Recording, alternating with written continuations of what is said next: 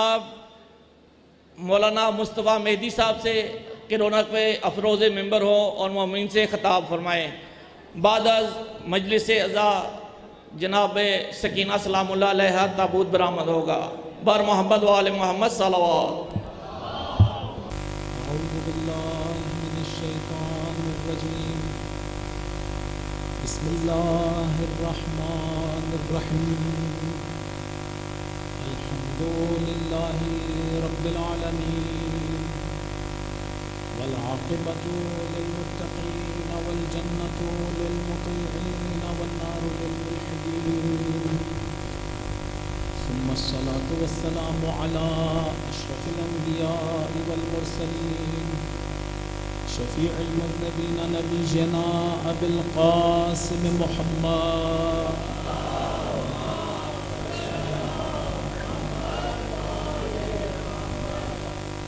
وعلى أهل بيته الطيبين الطاهرين الهداة المهديين، لا سيما بقية الله في الأرضين، روح له الفداء وأرواح العالمين واللعنة أجمعين من حين عداوتهم إلى قيام يوم الدين. أما بعد، فقد قال رسول الله صلى الله عليه وآله: أنا مدينة العلم وعلي بابها، فمن أراد العلم فليأت الباب. صلوات رب محمد.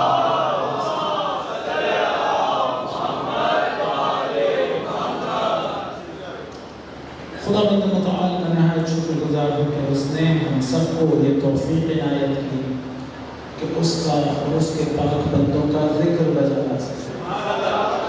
ایک مرتبہ پھر اپنے آپ کو دنیا کی مصروفیتوں سے جدا کر کے اپنا تعلق اور اپنا رشتہ خدا اور اہل بیت علیہ السلام سے جڑ سکے۔ خدا کی بارگاہ میں دعا ہے ہم سب کو خلوص عنایت فرمائے۔ مولا ہمارے اور ہمارے ذوی الحقوق کے گناہان کبیر و صغیرہ کو معاف فرمائے۔ ہمارے آقا و مولا کے ظہور میں تعجیل فرمائے۔ ان کے دل مقدس کو، ان کے دل نازنین کو ہم سب سے راضی و خوشنود فرمائے۔ ہمیں اور ہماری اولاد کو تا قیامت ہماری نسلوں میں اپنی اور اہل بیت علیہ السلام کی معرفت، محبت، عنایت اور ذکر عنایت فرمائے۔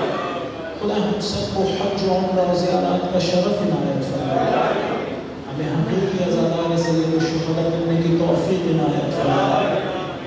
مولا ہم سب کو مادی و معنوی رزق حلال واسع عنایت فرمائے۔ ہم سب کو جسمانی اور روحانی بیماریوں سے شفا کامل و عاجل عنایت فرمائے۔ خصوصاً وہ مومنین جنہیں آپ جانتے ہیں جو اس وائرس میں مبتلا ہیں، یا میں جانتا ہوں جو اس وائرس میں مبتلا ہیں، جنہوں نے دعاؤں کے لیے کہا ہے، خدا اپنی بارگاہ سے شفا کامل و عاجل عنایت فرمائے۔ خدا دشمنان اسلام، دشمنان تشیع، دشمنان اہل بیت، دشمنان عزاداری، دشمنان علی ولی اللہ وصی رسول اللہ و خلیفۃ بلا فصل، اگر قابل ہدایت نہیں ہے نیز کو نابود کرے۔ خدا وہ دعائیں جو مومنین کے دلوں میں ہیں اپنی بارگاہ میں قبول و منظور فرمائے۔ اور وہ دعائیں جو ہم سب کو کرنی چاہیے لیکن ہماری عقلوں کی رسائی نہیں ہے، یا ہماری توجہ نہیں ہے، یا ہم بھول گئے ہیں، خدایا ہمارے حق میں قبول و منظور فرمائے۔ دعاؤں کی قبولیت کے لیے انشاءاللہ اس مجلس کی قبولیت کے لیے سب مل کے درود پڑھی محمد و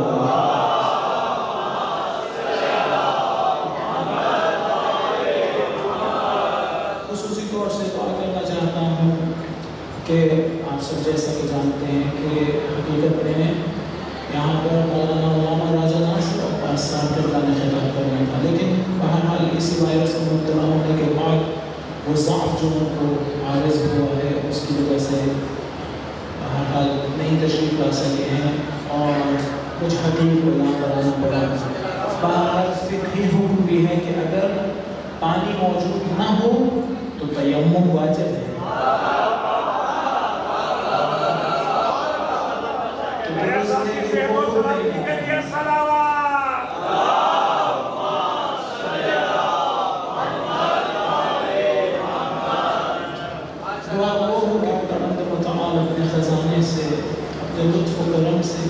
इंशाअल्लाह तमाम मोमिनीन को बिलखुसूस उन्हें सेहत कामिल इंशाअल्लाह इनायत फरमाए। बिलाखिर बहरहाल ये इश्क अहले बैत अलैहिस्सलाम है जो हमें इस जगह पर खींच के ले आता है। चूँकि हम इस इश्क में इंशाअल्लाह मुब्तला हैं, मोहब्बत अहले बैत में, लिहाजा हम इस जिक्र के लिए आ जाते हैं। खुदावंद मुतआल ने खुद इस जिक्र की जिम्मेदारी अपने ज़िम्मे ली है, किसी और की जिम्मेदारी नहीं है ये, जो खुद खुदावंद मुतआल ने अपने ज़िम्मे ली है। कहा फ़ज़्कुरूनी अज़्कुरकुम, तुम मुझे याद रखो मैं तुम्हें याद रखूंगा। तुम मुझे याद रखो मैं तुम्हें याद रखूंगा।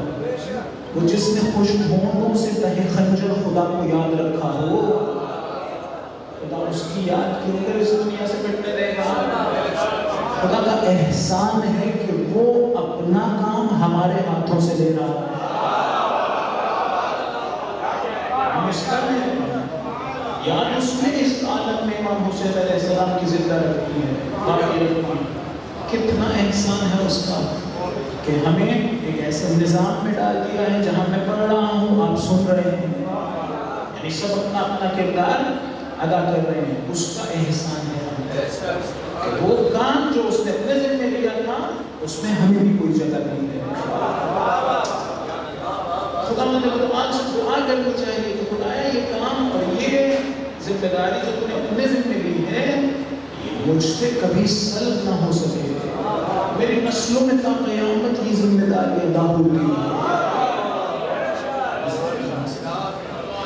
कि ये ज़िक्र बहरहाल उस मोहब्बत की वजह से है जो हमारे दिलों में हमारे वालिदैन ने भरी है, हमारे दिलों में हमारे वालिदैन ने भरी है। लेकिन यही ज़िक्र और यही मोहब्बत मुतफर्रिक़ है, मुतरत्तिब होती है किस चीज़ पर? मारिफत पर। लिहाजा जहाँ ज़िक्र अहले बैत की दुआ होनी चाहिए, मोहब्बत अहले बैत की दुआ होनी चाहिए, वहीं मारिफत अहले बैत की दुआ होनी चाहिए। खुदाया मुझे और मेरी नस्लों में ता क़यामत अहले बैत की मारिफत और मोहब्बत और विलायत और ज़िक्र इनायत फरमा।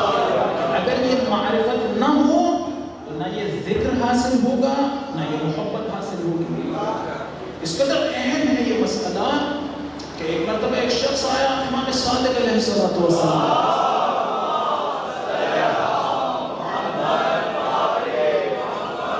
अगर पूछा मौला अगर मेरी जिंदगी में सिर्फ एक दिन बाकी रह गया, सिर्फ एक दिन, तो क्या करूं? उसे एक दिन में क्या करूं? मालूम होता है कि समझदार आदमी था, सवाल भी बहुत अहम है और जिससे पूछ रहा है हक है उसी से पूछा, जिससे पूछ रहा है हक है उसी से पूछा। क्या कहा मौला ने? मौला ने कहा अगर तुम्हारी जिंदगी में फकत एक दिन बाकी रह गया हो तो इल्म हासिल करो। इस कदर अहम है, यानी खुदा की मारिफत हासिल करो, अहले बैत की मारिफत हासिल करो, माद की मारिफत हासिल करो, यानी एक लम्हा भी ज़ाया ना करो। खुदावंद मुतआल ने भी इस इल्म को और मारिफत को बहुत अहमियत दी है। देखिए जब पहली सूरह नाज़िल हुई तो क्या फरमाया? इक़रा बिस्मि रब्बिकल लज़ी खलक़, खलक़ल इंसान मिन अलक़, इक़रा व रब्बुकल अकरम अल्लज़ी अल्लमा बिल कलम। उलमा ने कहा खिलकत के बाद सबसे ज्यादा अहम चीज इल्म है। अगर ऐसा न होता तो खुदा इल्म ही को खिलकत के बाद जिक्र न करता। सूरत देखिए इक़रा, वहां पर भी लफ्ज़ इक़रा है जो इल्म ही से मुतअल्लिक़ एक चीज है। इक़रा बिस्मि रब्बिकल लज़ी खलक़, खलक़ल इंसान मिन अलक़, इक़रा व रब्बुकल अकरम। उस रब अकरम की तारीफ क्या बयान हुई? अल्लज़ी अल्लमा बिल कलम, जिसने इंसान को इल्म अता किया। इल्म निहायत अहम चीज है। देखिए जिस वक्त हज़रत आदम को खल्क़ फरमाया क्या कहा? कहा इन्नी जाइलुन फिल अर्ज़ि खलीफा, मैं जमीन में खलीफा मुकर्रर कर रहा हूं, मैं जमीन में खलीफा मुकर्रर कर रहा हूं। यानी खुदा बताना चाह रहा था कि ये तुम्हारा काम نہیں ہے، یہ میرا کام ہے۔ انی جاعل فی الارض، یہ ذمہ داری تمہاری نہیں ہے کہ زمین میں حاکم بناتے تھے وہ، ذمہ داری خود خدا کی ہے۔ قوم غدیر میں بھی رسول خدا نے علی کو حاکم نہیں بنایا تھا، خدا نے بنایا تھا، رسول نے پہنچایا تھا۔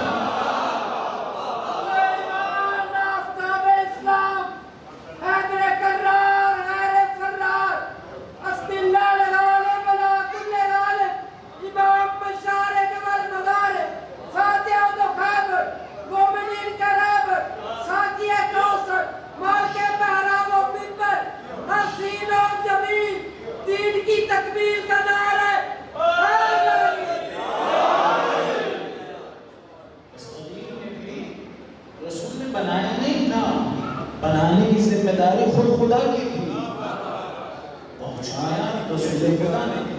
کہا انی جاعل فی الارض خلیفہ، زمین میں میں خلیفہ بنا رہا ہوں۔ تو دیکھیے الفاظ کتنے خوبصورت استعمال کیے ہیں خدا نے۔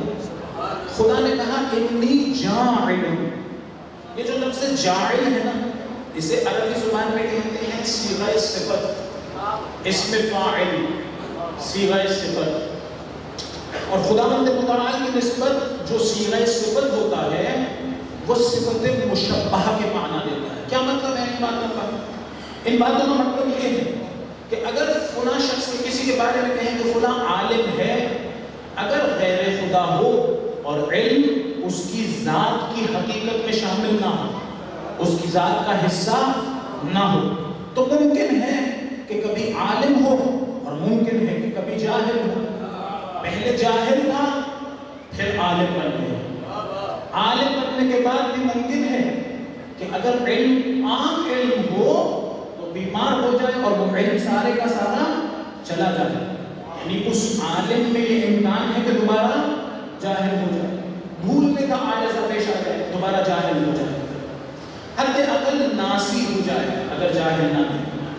لیکن خداوند متعال کی صفات اگر وہاں پر لفظ استعمال ہو صیغہ صفت، اس میں فاعل کے استعمال ہو تو وہ صفت مشبہ کے معنی دیتا ہے۔ کیا مطلب؟ یعنی خدا اس صفت سے متصف ہمیشہ سے تھا، اب بھی ہے، ہمیشہ ہے، یعنی یہ صفت کبھی بھی خدا سے سلب نہیں ہوگی، چاہے 1400 سال پہلے کا کوئی مسئلہ ہو یا آج کوئی مسئلہ ہو۔ یعنی خدا ہی کی صفت ہے کہ اس نے زمین میں اپنا خلیفہ بنانا ہے۔ فرق اتنا ہے، بعض کہتے ہیں کہ خلیفہ بعد میں پیدا ہو کے آئے گا، ہم کہتے نہیں، ابھی بھی موجود ہے۔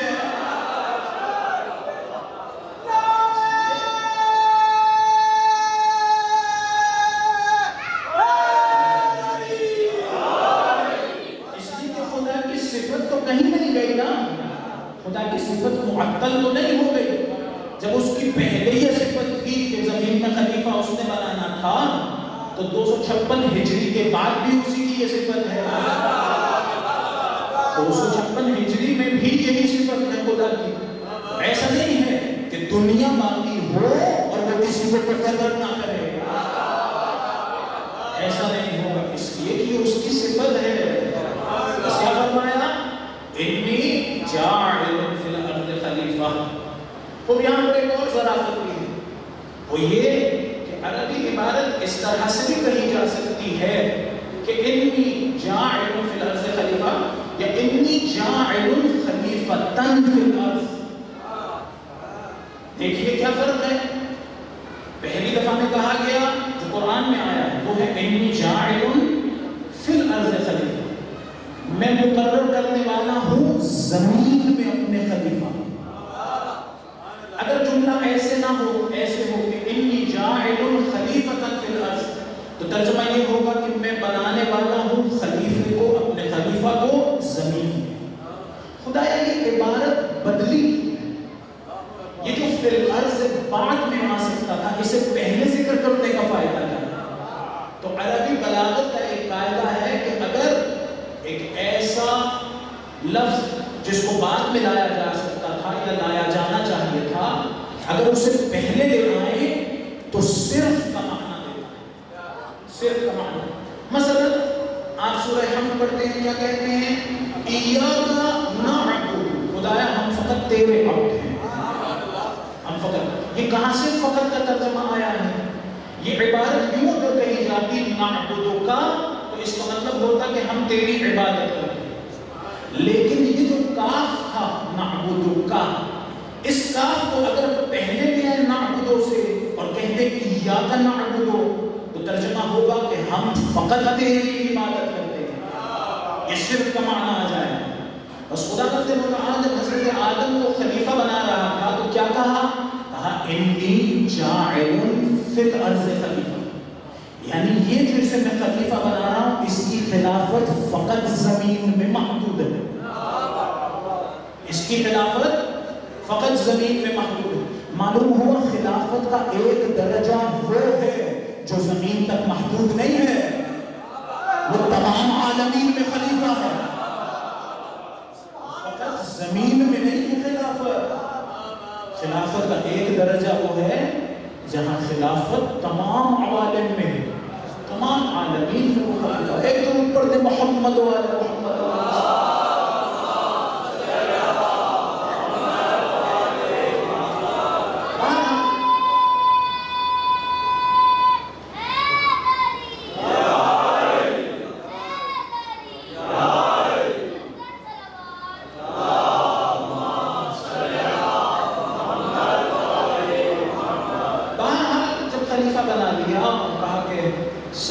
اور ابلیس ملعون نے سجدہ نہیں کیا. فرشتوں نے کیا کہا؟ فرشتوں نے کہا خدایا تو اسے خلیفہ بنا رہا ہے جو زمین میں خلق و عبادت کرے گا. ہم تیری تسبیح کرتے ہیں، تیری تقدیس کرتے ہیں. خدا نے کہا تمہیں اس بات کا علم نہیں ہے جو میں جانتا. ایک مرتبہ پھر اہمیت کس چیز کی بیان ہو رہی ہے؟ علم کی. پھر کیا کہا کہ حضرت آدم کے بارے میں فرشتوں سے کہا وَعَلَّمَ آدَمَ الْأَسْمَاءَ كُلَّهَا. خدا وہ ہے جس نے آدم کو تمام اسماء کا علم دیا.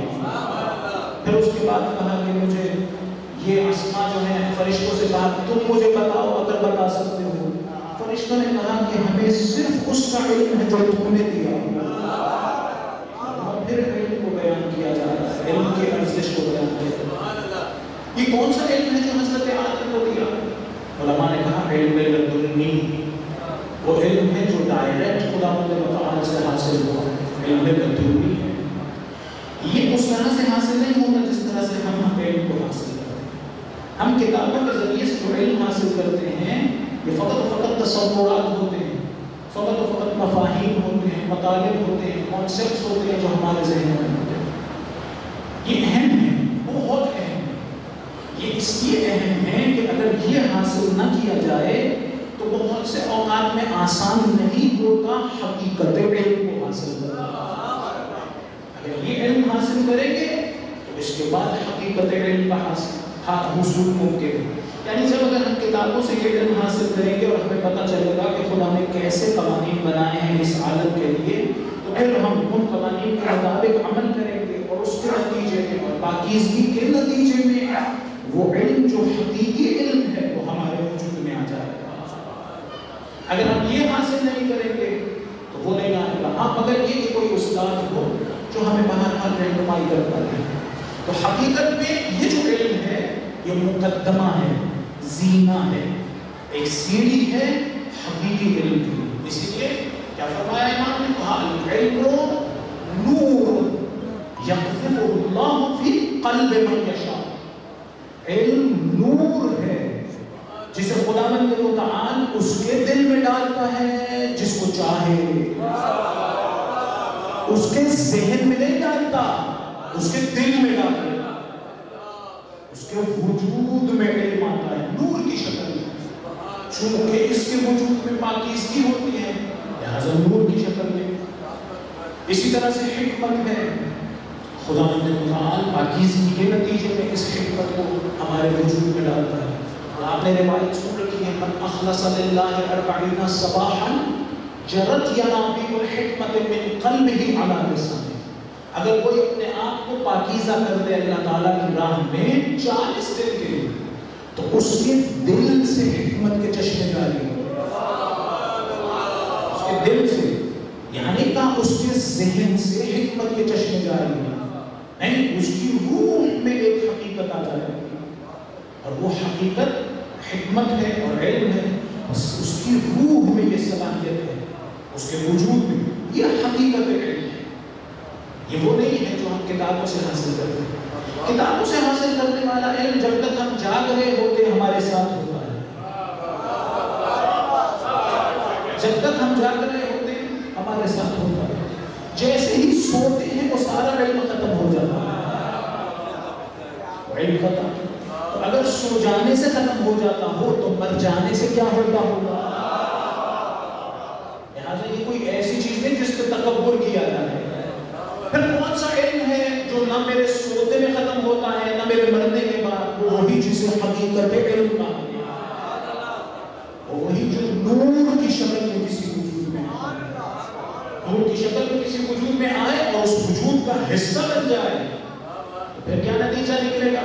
پھر نتیجہ یہ نکلے گا کہ نہ فقط یہ کہ سوتے میں اس کے ساتھ وہی علم ہوگا، مرنے کے بعد بھی اس کے ساتھ باقی رہے گا، اور اس کے مراتب اتنی اہم چیز ہے یہ علم کہ آپ اہل بیت علیہ السلام کے فضائل اٹھا کے دیکھ لیجئے، جا بجا قرآن میں خدا بند متعال نے اہل بیت کا قصیدہ اسی علم کے ذریعے پڑھا۔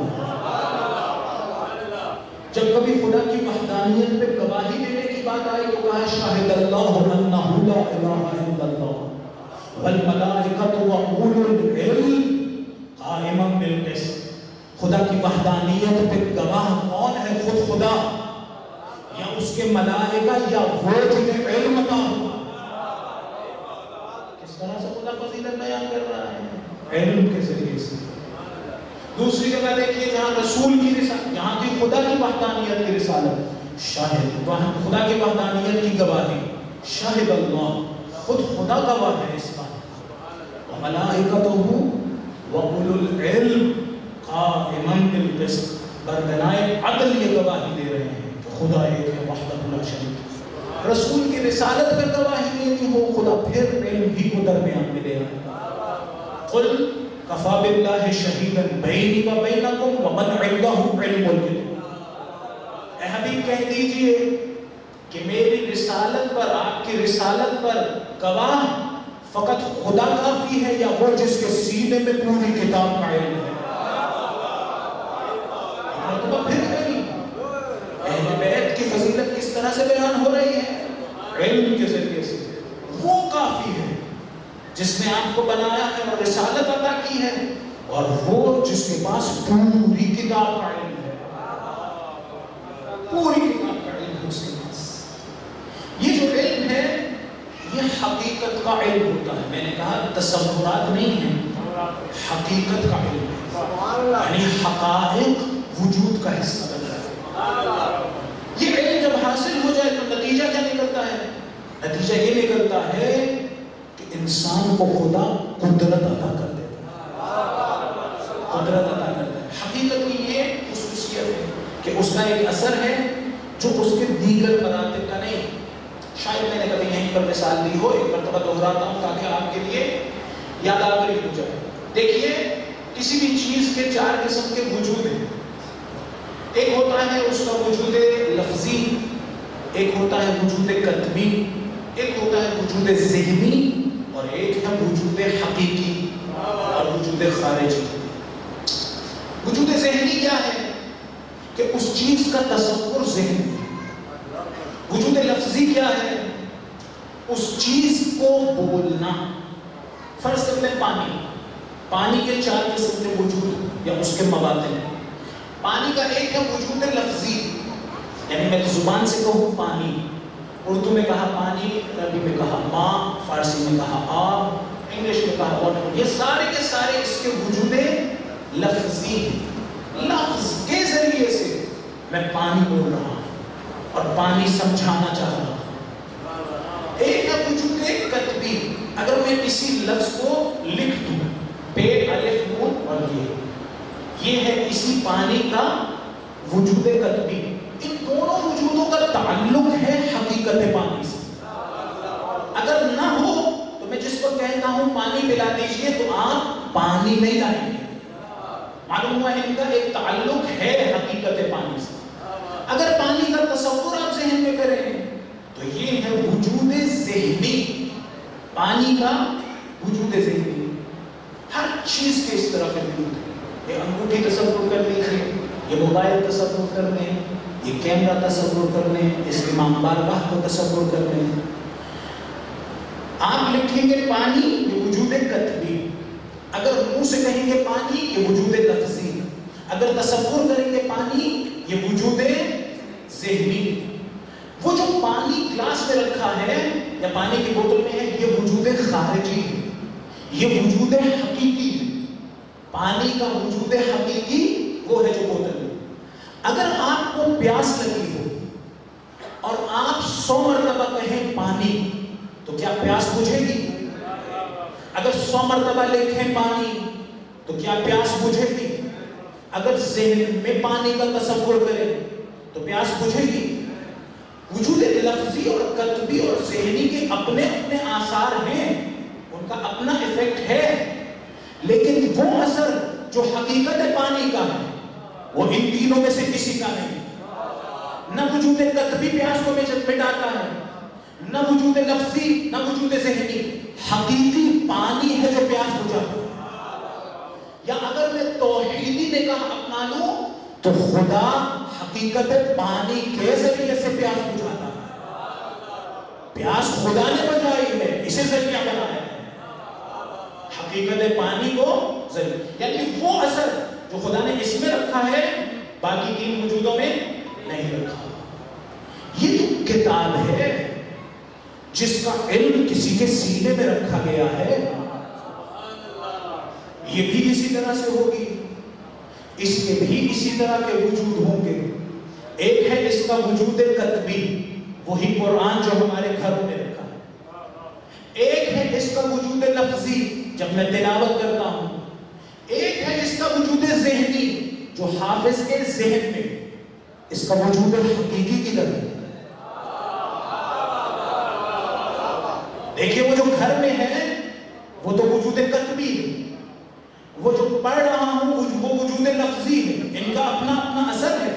یعنی اس وجود قطبی کی طرف دیکھیں تو گناہ معاف ہوں گے, اس وجود قطبی کی طرف دیکھیں تو آنکھیں تیز ہوں گی, اس وجود قطبی کی طرف دیکھیں تو حافظہ تیز ہوگا. خوب ثواب الگ, آخرت کی منزلتیں الگ. اگر اسے حفظ کر لو اس کا بھی اثر ہے, اخروی اثر بھی ہے, اس دنیا میں اثر بھی ہے, حافظہ تیز ہوگا. لیکن یہ تینوں وجود, وجود قطبی, وجود لفظی اور وجود ذہنی, یہ تین وجود وہ نہیں ہے جو حقیقت ہے. حقیقت قرآن ایک اور چیز ہونی چاہیے ان تینوں کے علاوہ. جو ان کا اثر ہے وہ اس حقیقت کے مقابلے میں بڑا محدود ہوگا. اسی طرح سے جس طرح سے پانی کے تین وجودوں کا اثر حقیقت پانی کے مقابلے میں محدود ہے, اسی طرح سے قرآن کے ان تین قسم کے وجودوں کا اثر حقیقت قرآن کے مقابلے میں محدود ہوگا. اگر کسی کے وجود میں حقیقت قرآن آ جائے تو پھر اس کو خدا قدرت وہ عطا کرے گا جو باقیوں کو عطا نہیں ہوگی. کیوں؟ اس لیے کہ اس کے وجود میں وجود لفظی قرآن نہیں ہے, وجود ذہنی قرآن نہیں ہے, وجود قطبی قرآن نہیں, حقیقت قرآن آئی. حقیقت کا جو اثر ہے وہ باقی تین مراتب کا نہیں ہے. بس اگر اس کے وجود میں حقیقت قرآن آ جائے ایک خاص اثر رکھتا ہو. بألفاظ دیگر اس کو خدا قدرت عطا کرے, اس کو خدا ولایت عطا کرے, یہ صاحب ولایت ہو جائے. خوب اگر یہ تھوڑا ہو تو قدرت بھی تھوڑی ہوگی. اگر یہ حقیقی قرآن, یہ کس کے پاس ہے؟ یہ اسی کے پاس ہے جو خود کہہ رہا تھا انا القرآن الناطق. یہ اسی کے پاس ہے جس کے بارے میں قرآن کہہ رہا تھا کہ میں اور یہ فقط گواہ کافی ہے. یہ اس کے پاس ہے. خوب اگر یہ تھوڑا ہو تو قدرت بھی تھوڑی ہوگی, اگر یہ زیادہ ہو تو قدرت بھی زیادہ ہوگی. اگر کتاب کا تھوڑا سا علم آ جائے، تھوڑا سا علم آ جائے تو اسی کے مطابق حقیقت کتاب حقیقت رکھتی ہے. خود قرآن نے کہا ہے بل ہوا آیات بینات فی صدور الذین اوتوا العلم. خدا نے قرآن کو ان سینوں میں اتارا ہے جنہیں علم دیا ہے. جتنا زیادہ یہ علم ہوگا اتنی قدرت ہوگی. اگر پوری کتاب کا علم ہو قدرت بہت زیادہ، اگر تھوڑا سا علم ہو تو اسی اعتبار سے. کس کے پاس تھا تھوڑا سا علم؟ حضرت آصف ابن برخیہ کے پاس. کیا قدرت عطا ہوئی تھی کہ حضرت سلیمان نے پوچھا کہ کون ہے جو میرا تخت لے کر آئے گا یمن سے فلسطین تک؟ تو جنوں کے سردار نے کہا میں لے آؤں گا قبل اس کے کہ آپ کا دربار برخاست ہو. حضرت سلیمان نے کہا نہیں، اس سے زیادہ جلدی کوئی لا سکتا ہے. تو حضرت سلیمان کے وسیع کھڑے ہو گئے، الذی عنده علم من الکتاب، قال الذی عنده علم من الکتاب. وہ جس کے پاس کتاب کا تھوڑا سا علم تھا وہ کھڑا ہو گیا. اس نے کہا میرے پاس کتاب کا تھوڑا سا علم ہے لیکن اتنی قدرت ہے کہ ہزاروں میل دور سے میں تخت بلقیس کو لے آؤں گا قبل اس کے کہ آپ کی پلک چمکے، قبل اس کے کہ چیزوں میں نور پڑے اور آپ کی آنکھوں تک آئے. اس سے زیادہ جلدی لے آؤں. کیا کریں گے؟ وہ تخت بلقیس کو لے آئیں گے. کتنی دور سے؟ ہزاروں میل دور سے. کون ہے یہ؟ جس کے پاس کتاب کا تھوڑا سا علم ہے. تھوڑا سا علم. ہمارے دادا محترم فرمایا کرتے تھے وہ جس کے پاس کتاب کا تھوڑا سا علم ہو وہ تخت بلقیس لا سکتا ہے، جس کے پاس کتاب کا پورا علم ہو وہ سورج واپس بنا سکتا ہے.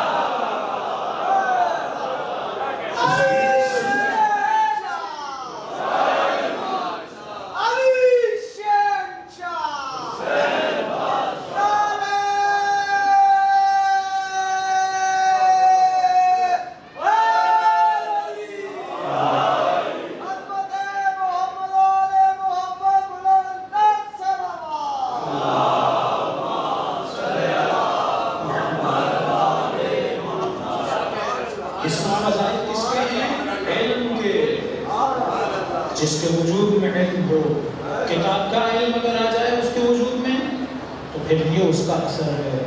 کتاب کا وجود، کتاب کا علم اگر اس کے وجود میں آ جائے، اس سینے پہ ہاتھ رکھ کے کہتا ہوگا اِنَّ هَاهُنَا عِلْمًا جَمًّا، یہاں خدا نے علم بھر رکھا ہے. میرا صرف، یہ میرا وجود علم خداوند متعال کا ذات ہے. بس علم کی بڑی فضیلت ہے. ایک درود پڑھتے محمد و آل محمد علیہ السلام.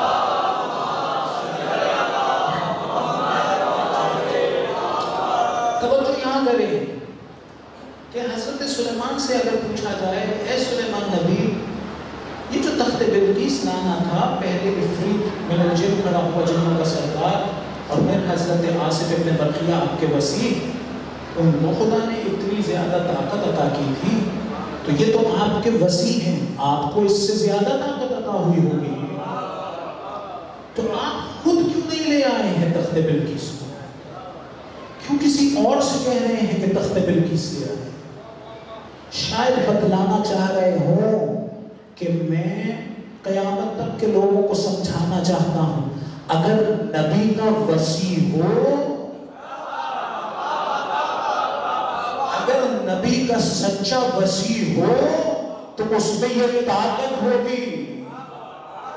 یعنی دیکھ لینا اگر کبھی بھی نبی کا وسیع ہونے کا کوئی دعویٰ کرے، اگر یہ طاقتیں نہ رکھتا ہو تو جھوٹ کہہ رہا ہوگا، وسیع نہیں ہوگا رسول کا.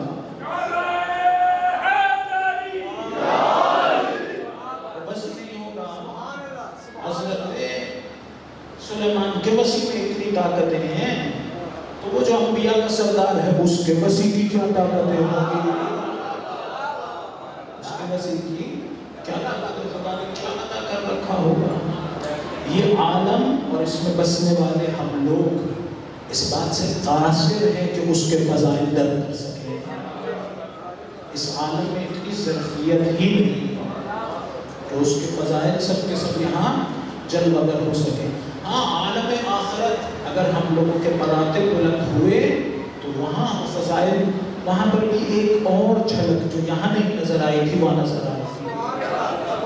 شرط یہ ہے کہ ہمارا رتبہ اس قابل ہو، یعنی ظرف میں وہ گنجائش ہو کہ علی کے فضائل تحمل ہو جائے، یعنی پاکیزگی ہو، پاکیزگی کے بغیر یہ فضائل نہیں بن سکتے کا تصور نہیں۔ جتنی زیادہ پاکیزگی ہوگی اتنا ہی یہ پاک وجود اور اس کی معرفت ہمارے ظرف میں آ سکتی ہے۔ ایک تو پڑھتے ہیں محمد و آل محمد۔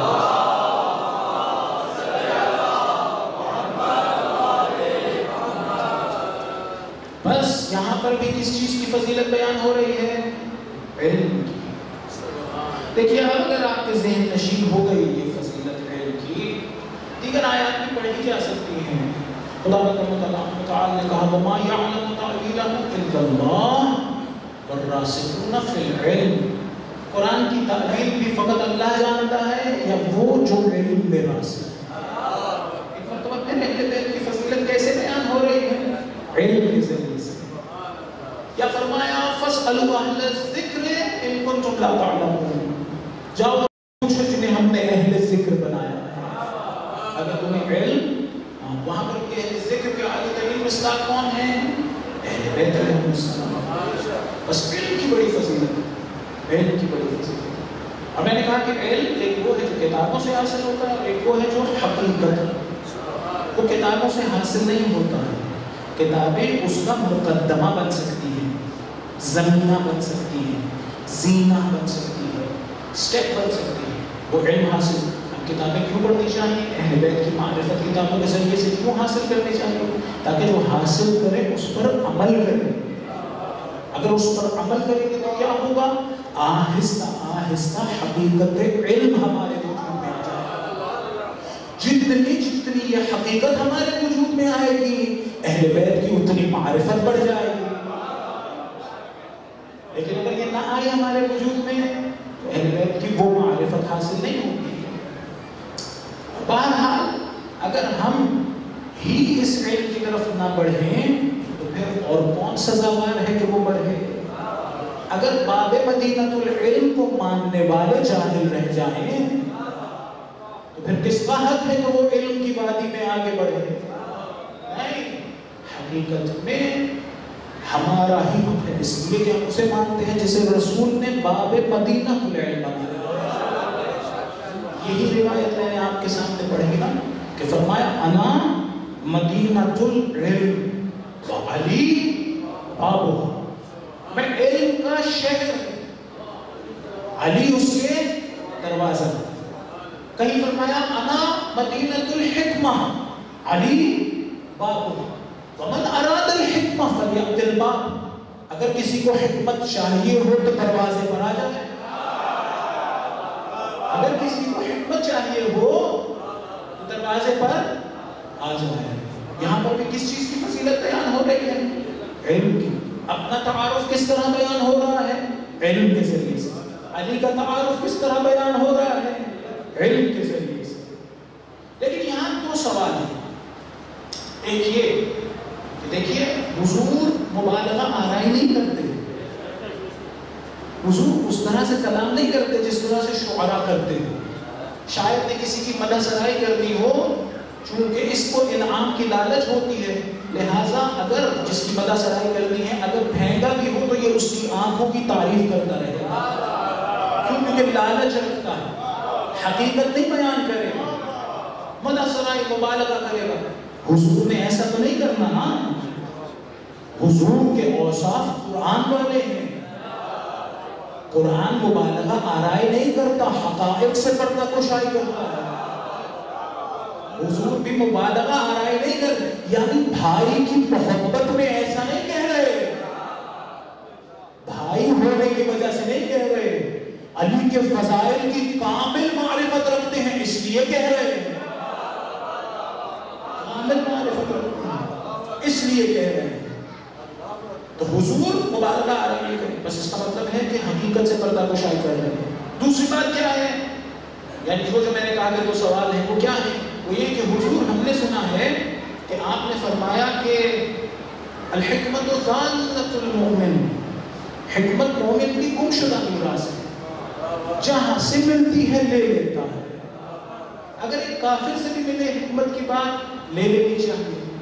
علم اگر ایک منافق سے بھی ملے, کسی فاسق سے بھی ملے, لے لینا چاہیے. خود جناب نے فرمایا, جناب علی علیہ السلام نے, انظر الی ما قال ولا تنظر الی من قال. یہ نہ دیکھو کون کہہ رہا ہے, یہ دیکھو کیا کہہ رہا ہے. اگر اچھی بات ہے تو لے لو, ایسا ہی ہے. تو حضور آپ نے تو خود فرمایا تھا کہ حکمت کہیں سے ملے لے لینا. یہ آج ایسا کیوں کہہ رہے ہیں کہ کہیں اور نہ جانا, علی کے در پہ آنا. پہلے تو فرمایا تھا جہاں سے ملے لے لینا.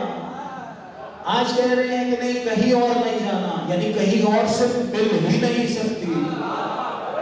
اگر چاہیے ہو علی کے دروازے پہ آ جانا. ایک بات. دوسری بات یہ کہ حضور آپ نے فرمایا انا مدینۃ العلم, میں علم کا شہر ہوں. آپ نے پرانا شہر دیکھ رکھا ہوگا کہ اس شہر کے دروازے ہیں اور ایک محدود علاقہ ہے, محدود علاقہ ہے, اس کو شہر کہا گیا اور اس کے دروازے بنائے گئے. تو حضور یہ بتائیے کہ آپ تو فرماتے ہیں کہ انا افصح من نطق بالذات, عربی بولنے والوں میں فصیح ترین عرب ہوں, مجھ سے زیادہ اور کوئی فصاحت و بلاغت نہیں رکھتا. مولا یہ بتلائیے کہ اگر علم کی کثرت کو بیان کرنا ہو, یہ کہنا ہو کہ میرے پاس بہت زیادہ علم ہے, یا کہنا ہو کہ فلاں کے پاس بہت زیادہ علم ہے, تو کیا کہا جاتا ہے عربی میں بھی, اردو میں بھی, غالباً انگریزی میں بھی؟ یہ نہیں کہا جاتا کہ فلاں علم کا شہر ہے, کہا جاتا ہے فلاں علم کا سمندر ہے, فلاں علم کا بحر العلم ہے. ہمارے پاس علماء کا نام رکھا گیا بحر العلوم, علم کا علوم کا سمندر. تو مولا ادب میں اور بلاغت میں تو یہ کہا جاتا ہے کہ فلاں علم کا سمندر ہے. آپ نے کیوں نہیں کہا میں علم کا سمندر ہوں؟ مولا شاید ایک ہی جملے میں دونوں سوالوں کا جواب دے دے. فرما دے اگر میں کہتا کہ میں علم کا سمندر ہوں تو لوگ سمجھتے کہ جہاں سے اٹھا کے جانا چاہے جا سکتے ہیں. میں نے پہلے ہی رستہ روک دیا, کہا میں علم کا سمندر نہیں, علم کا شہر ہوں, اس کا ایک دروازہ ہے. اگر مجھ تک پہنچنا ہے دروازے کے ذریعے سے آؤ. علی عالم کل جہان, علی ناطق قرآن, ملک افضل ترین نعرہ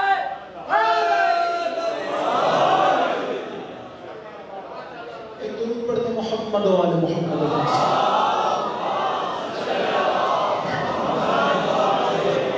بس کیوں نہیں کہا کہ میں علم کا سمندر ہوں؟ اس لیے کہ یہ نہ سمجھے کوئی کہ اس کا دروازہ نہیں ہے. نہیں, ایک دروازہ ہے, ایک رستہ ہے. ادھر سے آؤ گے تو مجھ تک پہنچ سکو گے, ادھر سے نہ آئے تو مجھ تک نہیں پہنچو گے. تو حضور یہ کیوں فرمایا تھا کہ حکمت کو گمشدہ میراث ہے, جہاں سے ملتی ہے لے لی جاتی ہے. اب کہہ رہے ہیں کہ فقط علی کے در پہ آنا. جواب یہ ہے کہ فرما رہے ہیں میں ایک خاص علم کا شہر ہوں, اس کا علم حاصل کرنا ہو تو کوئی اور نہیں, فقط علی دے گا. یعنی اگر میرے جانے کے بعد تم یہ جاننا چاہو نبی کیسا ہوتا ہے, نبوت کسے کہتے ہیں, تو نفس نبی سے پڑھ کے کوئی نہیں بتا سکتا ہے. نفس نبی سے پڑھ کر کوئی, جانشین نبی سے پڑھ کر کوئی نہیں بتا. لہٰذا میں کہا کرتا ہوں کہ اس حدیث کے الفاظ من کنت مولا سے مختلف ہیں, نتیجہ وہی ہے, نتیجہ وہی ہے. کہنے اگر تمہیں یہ جاننا ہو کہ نبی کیسا ہوتا ہے, نبوت کسے کہتے ہیں, تو تم علی کے در پہ آ جانا. ایک عالم دین تھے, ان کے بارے میں کوئی شک کر رہا تھا کہ ان کے کس طرح کے مزاج ہیں اور جناب امیر کے بارے میں کیا ان کا عقیدہ ہے. تو شاید بہرحال امتحان لینے کے لیے ممبر پہ بیٹھے گفتگو کر رہے تھے, تو کہا کہ رسول پاک پہ 12,000 مرتبہ حضرت جبرائیل نازل ہوئے. نیچے سے اس نے آواز دی, اچھا اتنی مرتبہ نازل ہوئے جناب رسول خدا پر, تو ذرا بتلائیے علی پہ کتنی مرتبہ نازل ہوئے. یہ سوچ رہا تھا کہ بھائی علی پہ تو جبرائیل قرآن لے کر نہیں آتے تھے نا, قرآن جو جناب رسول خدا پہ لے کر آتے تھے. کہا اچھا 12,000 مرتبہ رسول پہ نازل ہوئے تو یہ بتائیے کہ علی میں کتنی مرتبہ نازل ہوئے؟ کہا 24,000. کہا وہ کیسے؟ کہا علی رسول کا دروازہ ہے، ایک مرتبہ داخل ہوتے گا تو ایک مرتبہ باہر نکلتے گا. فضیلت گھٹانے کی کوشش کوئی نہ کرے. محمد سے وفا تو نے کہا ہم تیرے ہیں، یہ جہاں چیز ہے کیا، لوح قلم تیرے ہیں، نعرہ حیدری. یہ ان کا طریقہ تھا اس شخص کو جواب دینے کا. اگر کوئی شرارت کر رہا ہو تو اسے پھر ایسے ہی جواب دیا جائے گا. اگر علی کی کوئی نتیجہ بیان کرنے کی کوشش کر رہا ہو، پھر رسول پہ تو اتنی مرتبہ آئے تو بتاؤ جس کے اتنے گن گاتے ہو اس پہ کتنی مرتبہ آئے. تو انہوں نے یہ مناسب سمجھا کہ ایسا جواب دیا. میں عرض کر رہا تھا کہ علم کی اتنی اہمیت ہے. علم کی اتنی اہمیت ہے. آج کل ہمیں اسی کا فقدان ہے. آج کل ہمیں اسی کا فقدان ہے. ہمارے بچے، ہمارے بوڑھے، ہمارے بڑے نہایت باعلم لوگ تھے. نہ فقط وہ جو مجلس پڑھا کرتے تھے، وہ جو مجلس میں بیٹھے ہوا کرتے تھے، کسی کی ضرورت نہیں ہوتی تھی کہ ممبر سے کوئی ایسی بات کرے جو حقیقت نہ ہو، توہین ہو، ایسی بات نہیں ہوتی. لیکن اب بہرحال ایسا نہیں. ہم سب کی ذمہ داری ہے عزیزان. اگر علی کا ماننے والا اہل علم نہ ہو تو پھر کیا دوسروں کے ماننے والا اہل علم ہوگا؟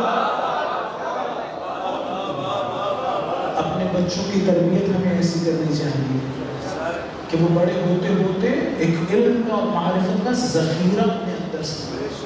کتنی مرتبہ نظر آتا ہے. کل پرسوں یا چند دن پہلے آئی فون 13 آیا ہے. سارے جوان بچے گئے ہوں گے دیکھنے کہ اس میں کیا ہے، کون سی نئی بات ہے.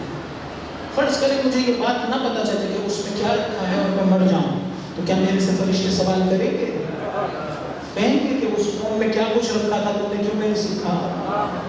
لیکن اگر میں نے آخرت کا علم حاصل نہ کیا، اگر میں نے دین کا علم توحید حاصل نہ کیا، علم نبوت حاصل نہ کیا، علم ولایت حاصل نہ کیا، تو مجھے بڑا ضرر ملے گا. ایسا نہیں ہے کہ ضرر نہیں ملے گا، بہت ضرر ملے گا. خصوصاً وہ بچے جو انٹرنیٹ پہ بیٹھتے ہیں. میں اپنے بچے کو یہ نصیحت کرتا ہوں اسی طرح سے وہ چھوٹے بچوں کو، یہ پیارے پیارے پاک بچے ہیں، یہ اہل بیت کے ماننے والے بچے ہیں. اہل بیت کی محبت کی طہارت ان کے دلوں میں ہے. والدین کو بہت توجہ کرنی چاہیے. ایسا نہ ہو کہ ان کے ہاتھ میں ایک ایسا آزار، ایک ایسا ابزار، ایک ایسا پھول آ جائے کہ جس میں مشغول ہونے کے بعد کچھ عرصے بعد ان کے دلوں سے اہل بیت کی محبت نکل جائے. اس سے زیادہ بڑا نقصان کوئی نہیں ہوگا. شیطان ملعون کی مسلسل کوشش ہے کسی طرح سے اہل بیت کے ماننے والوں کو علم سے دور لے جاؤ اور اہل بیت سے دور لے جاؤ.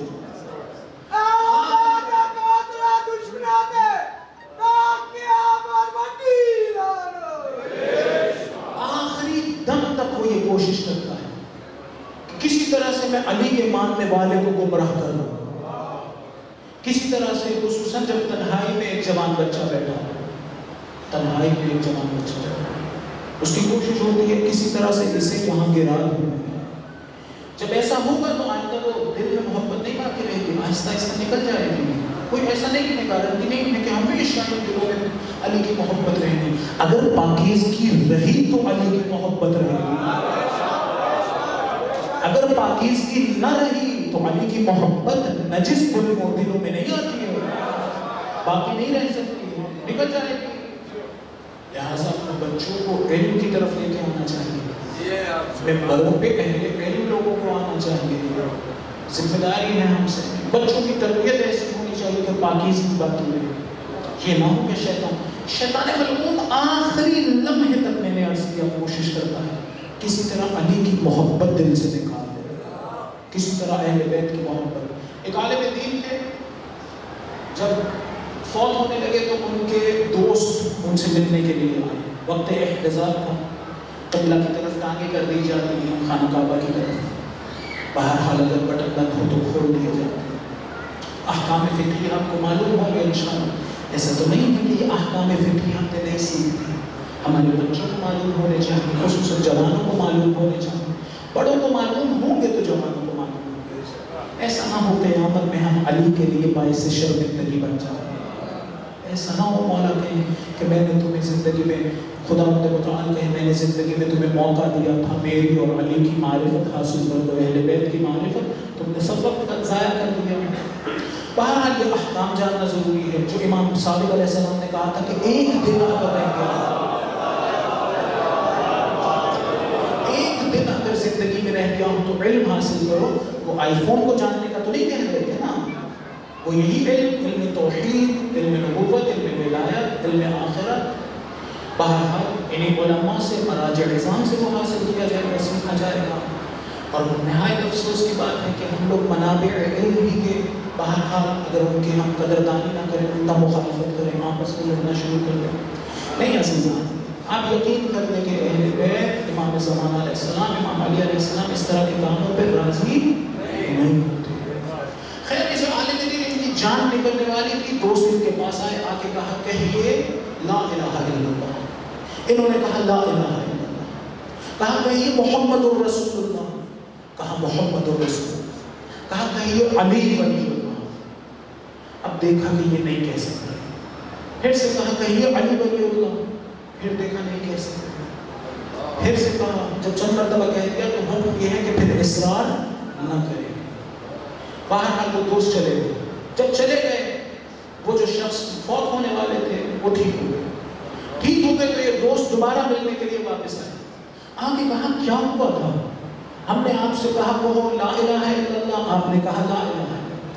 ہم نے کہا کہو محمد الرسول اللہ، آپ نے کہا محمد الرسول اللہ۔ ہم نے کہا علی کہیے علی ولی اللہ، تو آپ کہہ نہیں سکے۔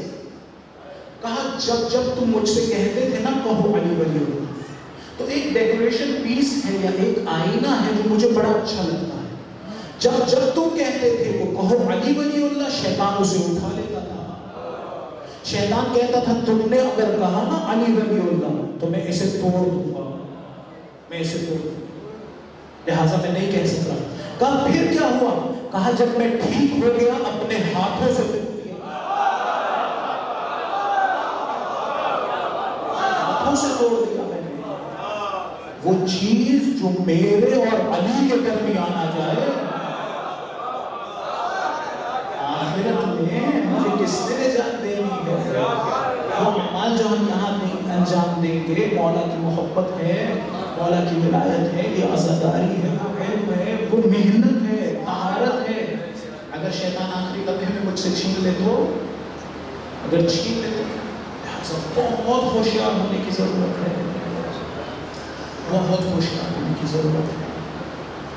چھوٹی سی زندگی ہے، بہت لمبی نہیں ہے، اسے اس طرح گزارنا چاہیے جس طرح علی چاہتے ہیں، اس طرح نہیں گزارنا چاہیے جس طرح میں چاہتا ہوں۔ میرے عقائد ایسے ہونے چاہیے جیسے میرے اہل بیت چاہتے ہیں، میرے اعمال ایسے ہونے چاہیے جیسے میرے اہل بیت چاہتے ہیں۔ اتنی مشکل دنیا ہے جس میں حق کو پہچاننا آہستہ آہستہ بہت مشکل ہو رہا ہے۔ لوگ فقط علم کے ذریعے سے اہل بیت کے در پہ نہیں آئیں گے، ہمارے کردار کو دیکھ کے اہل بیت جس مجلس میں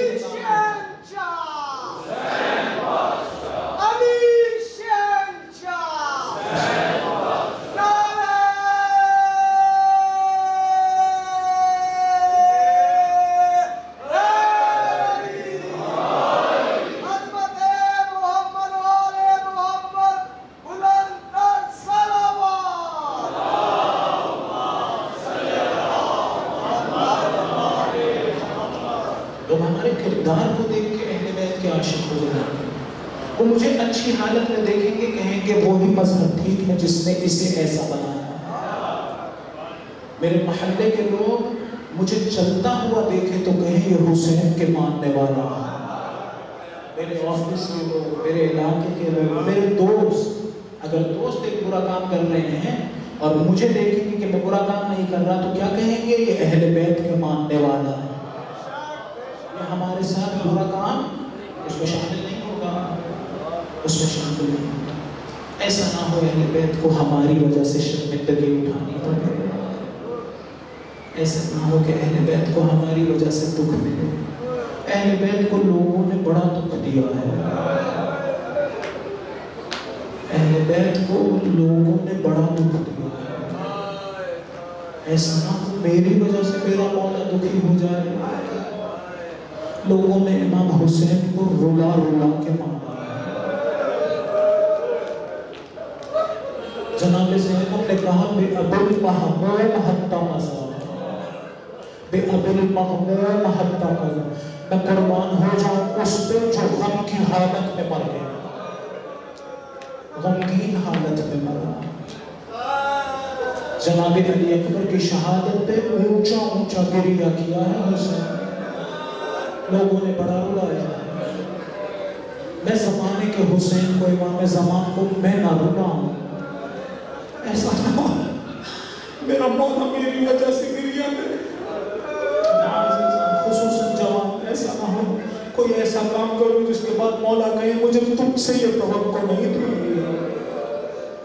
مجھے تم سے یہ توقع نہیں تھی.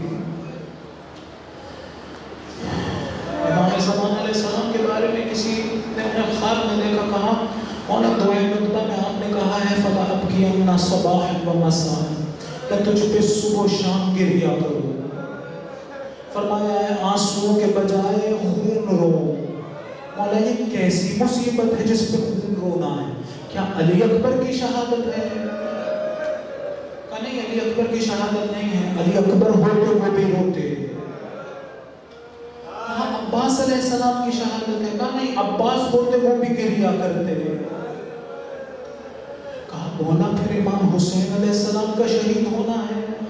کہا نہیں، حسین بھی اس مسائل پہ گریہ کرتے.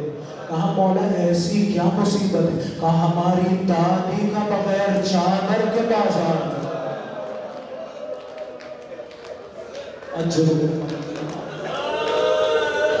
اجرکم اللہ. میری دادی، ہماری بیویاں اگر سن رہی ہیں، بہنیں مائیں بیٹیاں سن رہی ہیں، جناب زینب کو راضی کرنے کا ایک طریقہ حجاب ہے. میں حجاب کروں گی، میری آقا زادی مجھ سے راضی ہوگی. بے حجاب ہوگی تو انہیں دکھ ہوگا. اس بیوی نے پہلے ہی بڑا گریہ کیا ہے. کسی نے امام زین العابدین سے آ کے پوچھا مولا کیا عاشور کا دن مشکل تھا یا عاشور کے بعد؟ کہا الشام الشام الشام. یعنی مولا کہہ رہے تھے نہیں، عاشور اتنا مشکل نہیں تھا جتنا شام مشکل تھا. اتنا مشکل نہیں تھا.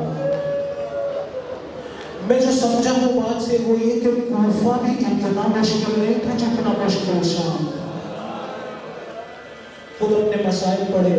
کہا ہمیں بازار سے گزارا جا رہا تھا، میری گردن توق میں بندھی ہوئی تھی، ہاتھ توق میں بندھے ہوئے تھے، لوگ پتھر اور آگ برسا رہے تھے. میرے عمامے میں آگ لگی تھی، میں بجھا نہیں سکتا تھا، میں بجھا نہیں سکتا تھا. امام زین العابدین سے پوچھوں مولا اور کیا مسائل تھے جو شام میں پیش آئے ہوں؟ شاید مولا جواب دیں. ایک بوڑھا آگے بڑھ کے کہہ رہا تھا خدا کا شکر ہو تمہارے پیارے مارے گئے، خدا کا شکر ہو تم لوگ قیدی بن گئے.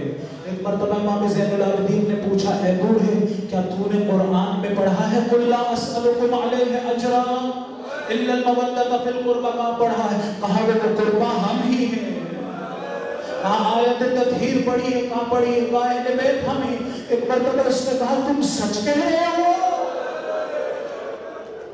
اجرکم اللہ. نہ جانے کیا مسائل گزر گئے شام میں. اسی شام کے مسائل ہیں کہ بیویوں کو ایسے دربار میں داخل کر رہے تھے جہاں لوگ کرسیوں پہ بیٹھے شراب پی رہے تھے. یہ شریفوں کا مجمع ہے نا. اگر کسی ایک بیوی نے، باپردہ بیوی نے یہاں سے گزرنا ہو وہ کئی مرتبہ مر جائے گی. آپ نے آنکھیں جھکائی ہو پھر بھی گزر نہیں سکے گی. اگر کسی سے بات کرنی پڑ جائے وہ شریف ذاتی مر جائے گی. سوچیے کیا گزری ہوگی علی کی بیٹی پر. لوگ شراب پی رہے ہیں, تخت پہ یزید ملعون بیٹھا ہے, سامنے حسین کا سر ہے, ہاتھ میں شراب کا جام ہے, بیویوں نے جناب زینب کو گھیر رکھا ہے. ایک مرتبہ یزید ملعون, ایک چھوٹی سی بچی بیویوں کے آگے کھڑی ہے, حسین کی چھوٹی بیٹی ہے. یزید ملعون نے دیکھا حسین کے لب ہل رہے ہیں, کان قریب لے گیا, کیا سنتا ہے؟ مولا فرما رہے ہیں وَسَيَعْلَمُ الَّذِينَ ظَلَمُوا أَيَّ مُنْقَلَبٍ يَنْقَلِبُونَ. ایک مرتبہ حسین مجھے دھمکی دیتے ہو, چھڑی اٹھا دی. مقتل کے جملے ہیں, اس کی چھڑی اٹھتی تھی, اس چھوٹی سی بچی کا ہاتھ اٹھتا تھا. چھڑی حسین کے لبوں پہ گرتی تھی, بچی کا ہاتھ کبھی اپنے سر پہ گرتا تھا, کبھی اپنے چہرے پہ گرتا تھا. کہہ رہے تھی ماما کاش مر گئی ہوتی. یہ منظر نہ دیکھا. اجرکم اللہ, اجرکم اللہ, رو لیجیے اس بیوی کو رونے. خدا کا شکر ہے کہ ہم اس بیوی کے رونے کے لیے جمع ہوئے ہیں. خدا ہمیں آنسو عطا کرے. یہ بیوی حسین کی پہلی زائرہ ہے. آج لوگ 40 کے لیے جا رہے ہیں نا, آپ بھی نکلیں گے اپنے گھروں سے. خدا آپ سب کو طاقت و قوت عطا کرے. کوئی ایک گلی اور کوئی ایک سڑک ایسی نہ ہو جہاں حسین کا عزادار نظر نہ آئے. سب احتجاج کر رہے ہو یزیدیت کے خلاف. حسین کے نام پہ پورا پاکستان باہر نکلا ہے. کوئی سنی شیعہ کی تفریق نہیں. سنیوں کو بھی نکلنا چاہیے, شیعوں کو بھی نکلنا چاہیے. جس کے وجود میں طاقت ہے اسے حسین کے وقت میں باہر آنا چاہیے. یہ وہ غم ہے جو اس بیوی کو شاید تسلی دے دے. گریہ ہم کہیں گے, شاید یہ جنت میں حسین سے کہے بابا آپ پہ رونے والے لوگ آج باہر نکلے. اجرکم اللہ. کوئی گھر میں نہ رہے انشاءاللہ, سب پیدل باہر نکلے. یہ پہلی ظاہرہ ہے امام حسین کی. یہ سوچئے کہ ہم کربلا میں ہیں, اپنے دل میں حسین کا خیال رکھیں اور جلوس میں شرکت کے لیے نکلنا ہے. جو لوگ 40 زیارت کے لیے جا رہے ہیں خوش قسمت ہیں, خدا ہمیں بھی عطا کرے انشاءاللہ. لیکن آج جو حسین کی زیارت کے لیے جا رہے ہیں ان میں اور اس بچی میں بڑا فرق ہے. آپ مجھ سے پوچھیں کیا فرق ہے؟ ایک ہے زائر اور ایک ہے مزور. مزور وہ ہے جس کی زیارت کے لیے جا رہے ہیں. آج مزور کی کیا حالت ہے؟ اس کا عالیشان حرم بنا ہوا ہے, وہاں پانی کی سبیلیں بڑی ہیں, کھانا پینا بہت ہے, کوئی ڈر و خوف بھی نہیں ہے. ایسا نہیں ہے کہ زائر پہ کوئی تماچے مارے گا. آئیے دیکھیے وہ بچی جس نے پہلی زیارت کی, اس کی کیا حالت تھی. اس کے کانوں سے خون بہا, اس کو تماچے مارے جا چکے. دیکھیے یہ جو میں کہتا ہوں نا, تماچے مارے جا چکے, ہم لوگ سمجھ نہیں پاتے. تصور کریں چھوٹا سا بچہ ہے اور ایک بڑا سا آدمی ہے جس کا ہاتھ بہت بھاری ہو. بین الحرمین ایک چھوٹی سی بچی سے کسی نے انٹرویو لیا, کہا یہ بتلاؤ اگر چند بڑے بڑے لوگ تازیانہ لے آئیں, ہاتھ میں چھڑی لے آئیں, تمہیں مارنا چاہیں, تم کس کو آواز دو گی؟ کہا میں بابا کو آواز دوں گی. اس میں کہا اگر بابا نہ ہو, بچی کو کچھ سمجھ نہ آیا, ایک مرتبہ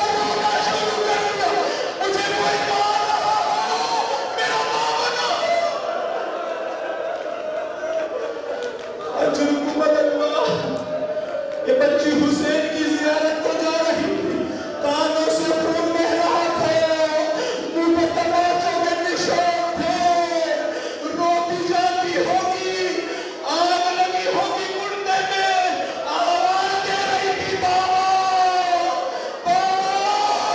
ایک کٹے ہوئے لاشے سے آواز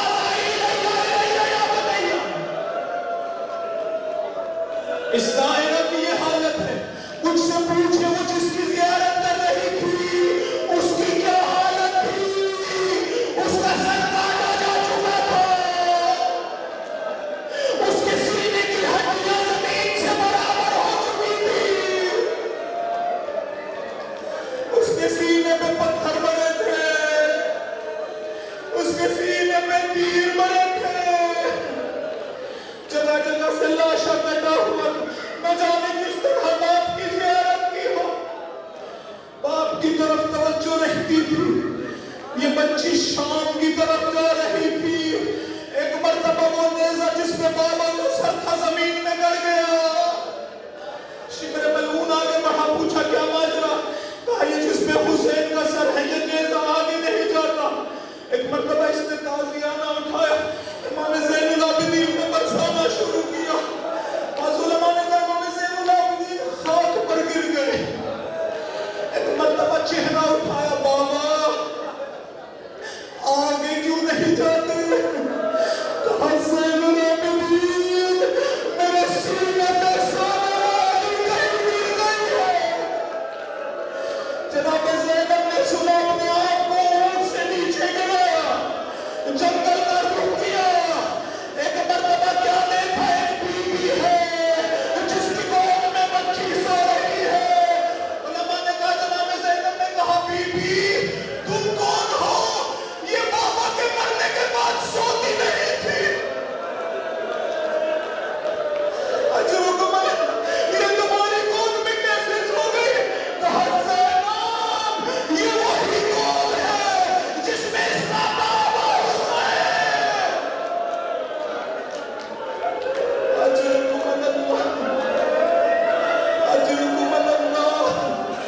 یہ بابا کی یاد میں رہتی تھی، بابا اس کی یاد میں رہتے تھے. زندان شام میں بابا کو یاد کرتے کرتے سو گئی. ایک مرتبہ خواب میں دیکھا بابا آئے ہیں. کیا کہہ رہی ہوگی؟ اگر آپ بڑی دیر بعد گھر جائیں، چھوٹی سی بچی سامنے آ جائے تو کیا کہے گی؟ بابا اب تمہیں کہیں نہیں جانے دوں گی. شاید یہ بچی خواب میں بابا سے کہتی ہو، بابا تمہیں نہیں جانے دوں گی، بابا مجھے چھوڑ کے نہ جانا. ایک مرتبہ جاگی، بیدار ہوئی، دیکھا بابا نہیں، رونا شروع کر دیا. اسے گریہ کرتے دیکھا، بیویوں نے گریہ کیا. جب گریہ کی آواز یزید ملعون تک پہنچی، پوچھا کیا ماجرا ہے؟ کہا حسین کی چھوٹی بیٹی حسین کو یاد کر کے رو رہی. کہا اگر رو رہی ہے تو باپ کا سر لے جا. آیت اللہ مجتہدی تہرانی نے کہا، جب دشت میں رکھا ہوا سر لایا جا رہا تھا، جناب زینب نے دور سے دیکھا. ایک مرتبہ زندان کے دروازے میں کھڑی ہو گئی، کہہ رہی تھی سر نہ لاؤ. میں بچی کو چپ کرایا